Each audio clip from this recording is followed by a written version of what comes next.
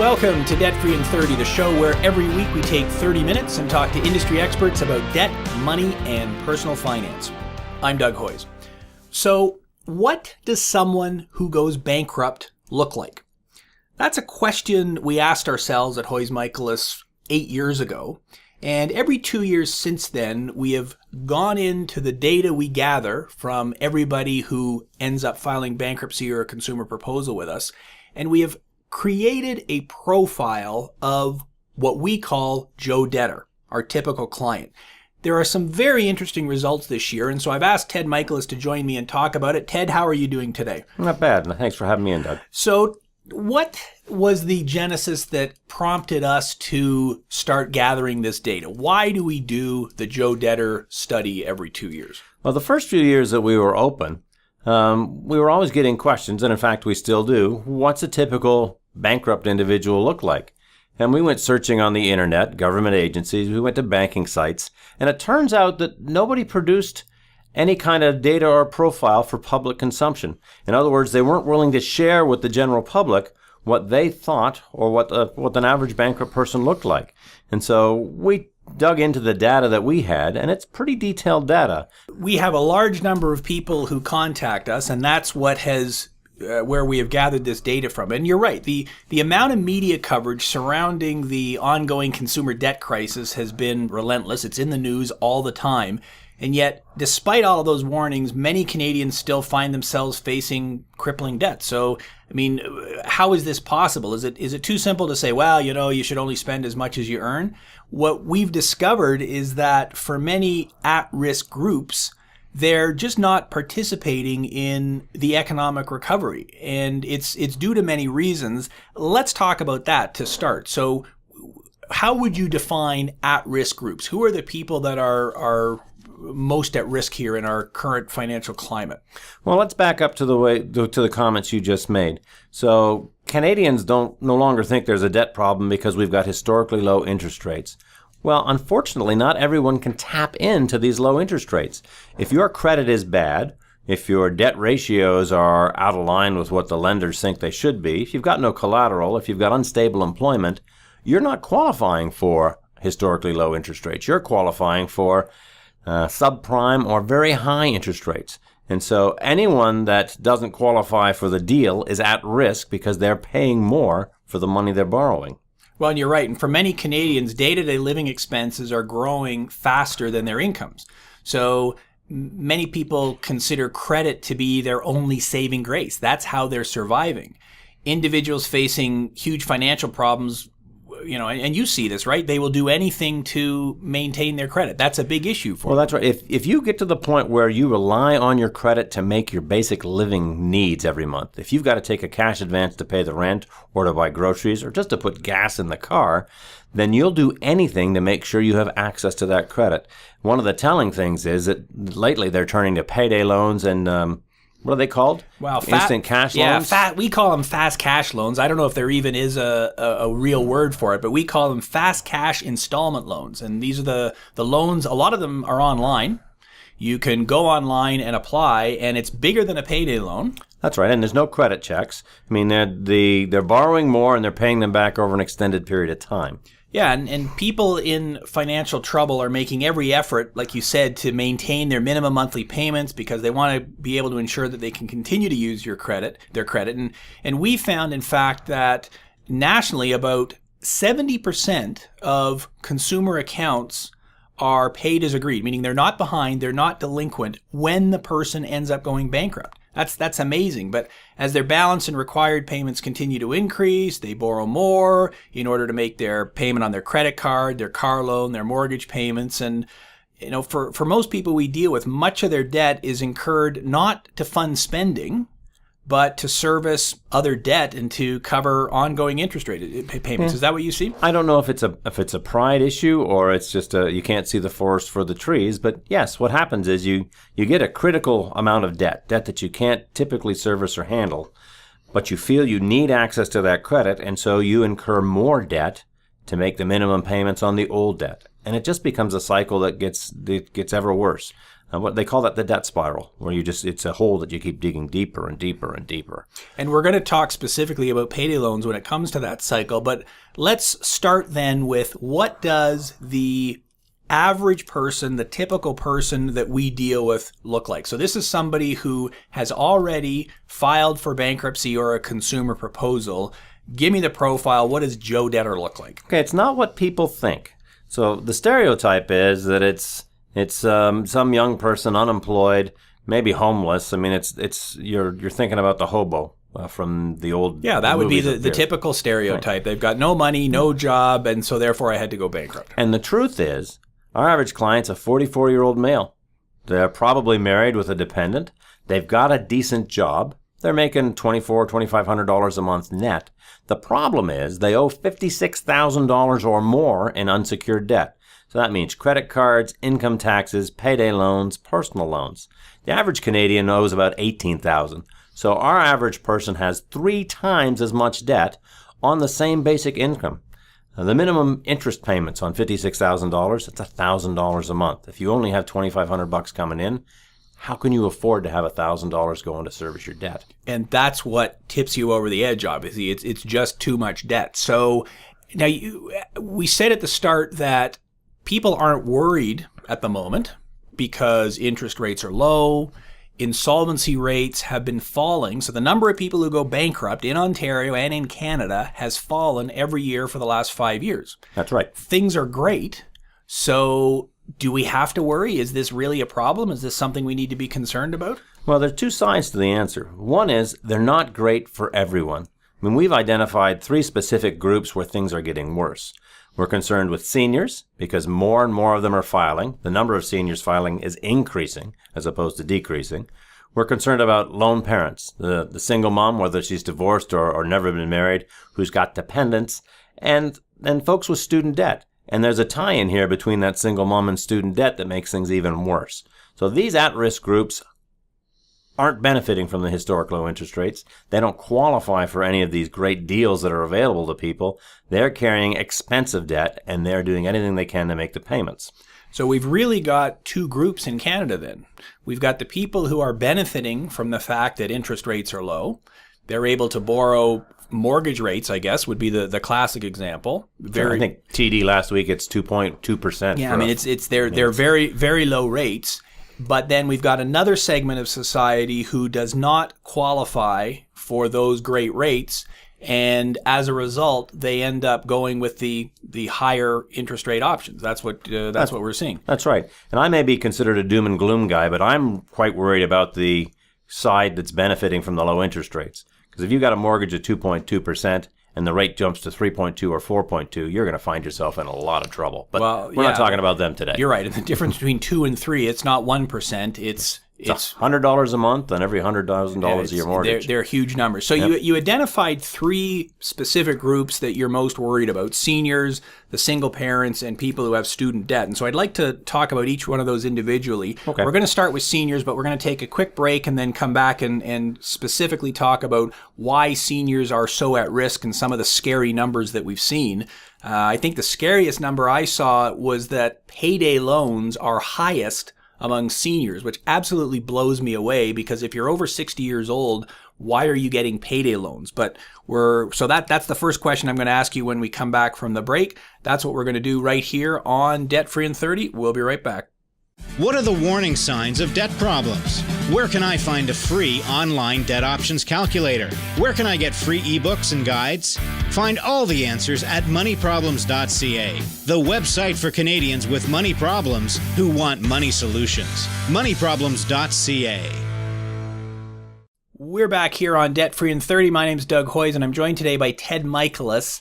We have just released what we call our Joe Debtor study. Before the break, we said that there are 3 specific groups that we are most worried about: seniors, single parents, and people with student debt. So Ted, I'd like to start with the seniors. And this is counterintuitive to me, because I would think if you're over 60 years old, and that's how we're defining a senior for the purposes of this study, I would think everything's great. You've lived through the greatest economic boom in history. You've got a house that's completely paid for. You've got a huge pension. Everything's fine. And yet the study does not show that for a certain segment of the population. 10% of all of the bankruptcies and proposals we do are for people over the age of 60. So what can you tell me about why seniors are one of these high-risk groups for financial problems? Well, so the first thing you need to address is that there's this misconception. We're all thinking that seniors are like our grandparents.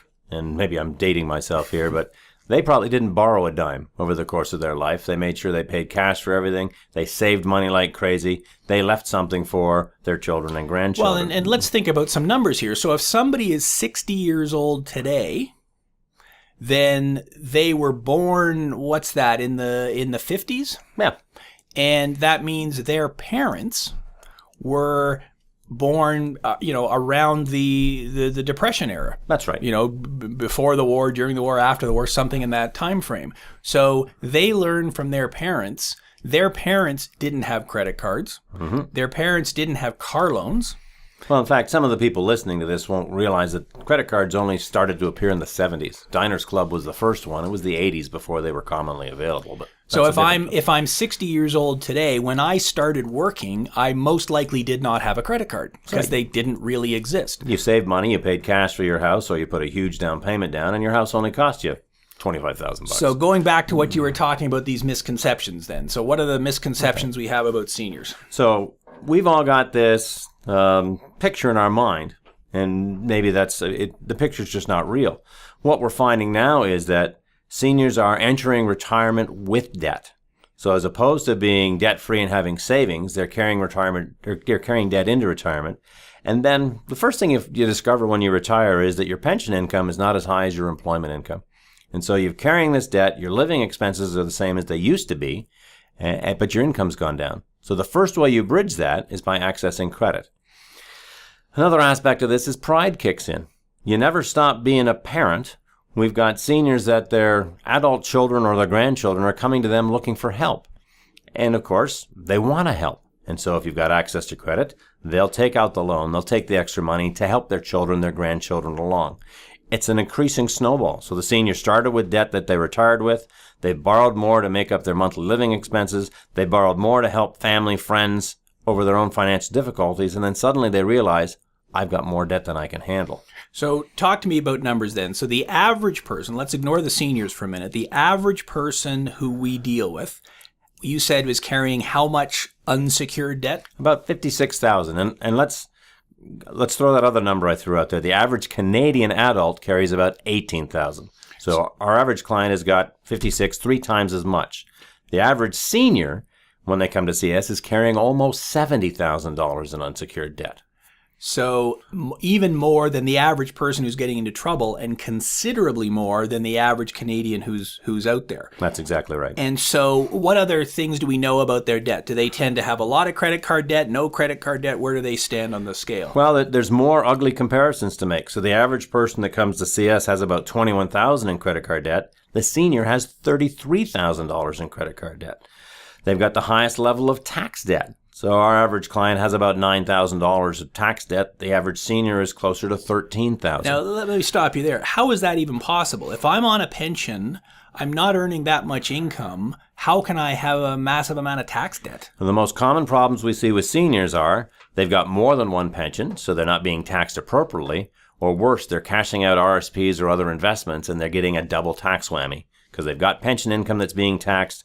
They take out the RSP money as a lump sum to help somebody, and it puts them into an even higher bracket. And that tends to be a real big problem the first year you're retired. If you retire partway through the year, I've still got my employment income, and my boss was taking off taxes, so it wasn't a big deal. But then I retire, and now I'm getting perhaps a company pension, maybe I'm getting CPP, maybe I'm getting OAS, and each one of those things individually doesn't know about the other guy. That's right. And so the CPP figures, okay, well, we're sending you 10 grand a year. That's how much tax you need to pay based on that. But when you add in the other factors, boom, you're in trouble. So not being aware of the total tax implication of being retired is a big one. How do you see things like debt to income ratio then? This is kind of a metric that we use. What kind of numbers do we see when we're talking about seniors? Yeah, this confuses people a lot. The average Canadian, for every dollar of take-home pay they have, owes $1.63 in debt. The average person that we see owes $1.94 in debt. The average senior owes $2.60. So for every dollar they've got coming in every month, they owe $2.60 of debt to somebody. I mean, it's an unsustainable model. I mean, the thing that I find scariest for the senior population now is the number of them that are using payday loans. And this is a phenomenon we hadn't seen before. It's fairly recent. Well, and again, I want to butt in here because how is this possible? So I'm retired. I don't have a paycheck. How can I get a payday loan, which traditionally is lending against my paycheck? How is this even possible? But you have a regular pension check coming from the government or from your past employer. And what a payday loan company is looking for is, have you got stable income that they know they're going to get paid in a week and a half? And pension income is the stablest income that there is, so they know they're going to get their money back. The horrible aspect of this is that once you repay that payday loan, you've got to borrow another one because you haven't got enough money to the end of the next month when your pensions come in again. Seniors on average had $3,700 worth of payday loans, the ones that had payday loans that saw us.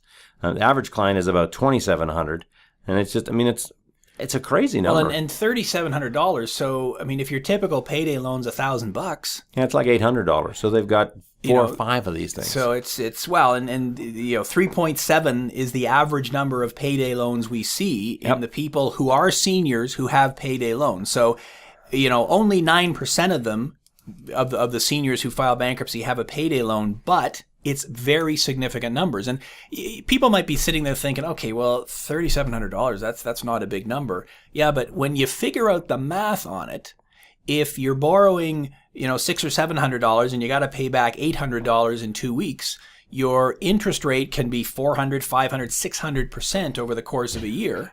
Well, the math, there's easier math to understand than that. The average senior's pension that comes to see us is about $2,300. If you owe $3,700 in payday loans, you're behind the 8 ball before you even get started. Yeah, there's no way you can possibly pay it off with your pension check because you owe more than that. Right. And There's no way out of it. You're dug right in. And so are most of the people we deal with retired? Are they still working at the age of 60? How does the breakdown work there? Well, that's a funny trend too. It used to be that the vast majority are retired, and I guess they still are, but there's a greater percentage now that are working as well. And so we're seeing folks that are supposed to be living out their golden years have now got part-time jobs or continue with employment as well as their pension income because they're trying to make ends meet. Yeah, I mean, we're seeing that of the over 60 crowd, 58% are either retired or on disability. Well, that means a significant number of them obviously are still working. So it's a very, very serious issue. So what kind of practical advice then would you give to seniors? And I'm not talking about the guy who's got the $1 million pension and the house and the cottage all paid for and he's doing fine. I'm talking more about these at-risk people that we're seeing who are carrying high levels of debt, perhaps even dipping into payday loans and other things like that. What's the advice you would give them? It's pretty typical for most pre-retirees to have a meeting with somebody, either at work or with a financial planner, at least 5 years out from their retirement. Just to see what's the picture look like for their retirement. And one of the things that's often overlooked is how much debt are you carrying and how much are you likely to be carrying 5 years from now. And so you need to assess what are your monthly needs. Then the simple question you have to ask is, can I get by with less? Because once you start earning a pension, you're going to have less. There are very few people that get a raise when they retire. And your pension is a fixed number. That's right. You got to learn to live on that number. Yeah, sure. It'll go up by the rate of inflation, 1% next year or whatever the number is. Your expenses are quite likely going to be increasing faster than that. That's right. You're even more and more squeezed. So I guess the number one piece of advice for somebody who's contemplating retirement is you want to make sure you're retiring without debt. That's right. Or as low a debt as possible, given the life, the world that we live in now. Because if you don't have debt, then even though your income goes down, well, that's one less expense you're trying to carry. So it's clearly a serious problem. What about seniors who help their adult children? Do you see that as an issue? Yeah, this is frustrating. I mean, you never stop being a parent. So if your child or grandchild comes to you and says, I need help, I need the down payment on my first house, I need a down payment for my car, I can't make the rent this month, Grandma, can you give me $1,000 and help me out? Just about everyone, if there's any way they can do it, will try and find a way to help that family member. And all it does is make things worse. The family member probably isn't going to be there to help you when you disclose to them that you've got excessive levels of debt. Of course, you probably aren't going to disclose that to them. There's a pride aspect to being a senior as well. You are always the head of the family or the people come to for help. Now you need help yourself. Well, that's not something you're going to discuss with anybody else. So we have no objections to people helping other people, but do it with cash. Don't be borrowing to do it, because now you're digging yourself into a hole. I think if your adult children are having cash flow problems because they've got a lot of debt, the better answer would be to have them talk to someone like us. Let's see if we can solve their problems independent of having to dip into your retirement pension. Well, and the truth is, if the seniors had to come for us to help, within 6 months we often see the family members too, because now the head of the household has found a solution to their problems and they pass that knowledge on. It's a backwards way to kind of fix things. But we want to break that cycle of debt. That's what it's all about. Correct. Great. Thanks very much, Ted. That's a great summary of the issues with seniors and our Joe Debtor study. I'll be right back to wrap it up right after this. You're listening to Debt Free in 30. If debt problems are keeping you up at night, if collection calls leave you afraid to answer the phone, it's time to end the cycle. You can do something about your debt. Call Hoyes Michaelis today at 310-PLAN. You're listening to Debt Free in 30. Here's your host, Doug Hoyes. Welcome back. It's time for the 30-second recap of what we discussed today. On today's show, Ted Michaelis and I discussed our new Joe Debtor study that shows that some seniors, single parents, and people with student loan debt are at high risk for financial problems. That's the 30-second recap of what we discussed today. Many Canadians are not worried about their high debt levels. Interest rates are at record lows, and bankruptcy rates have declined for the last 5 years. All looks good. Unfortunately, those at-risk groups may not qualify for traditional low-cost borrowing options, so they turn to payday loans, quick cash installment loans, and other high-interest, crippling forms of debt. That leads to a debt cycle you can't escape from, and for many people, a bankruptcy or a consumer proposal is the only solution. That's our show for today. If you're at risk and have more debt than you can handle, we explain all of the solutions in the show notes on our website at hoyes.com. That's HOYES.com. Thanks for listening. Until next week, I'm Doug Hoyes. That was Debt Free in 30.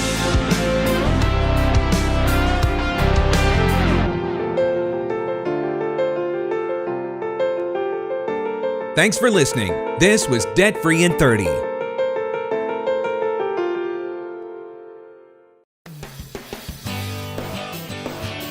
Looking for information on budgeting, debt consolidation, credit counseling, debt management, and debt settlement? For unbiased advice, go to moneyproblems.ca, the website for Canadians with money problems who want money solutions. moneyproblems.ca.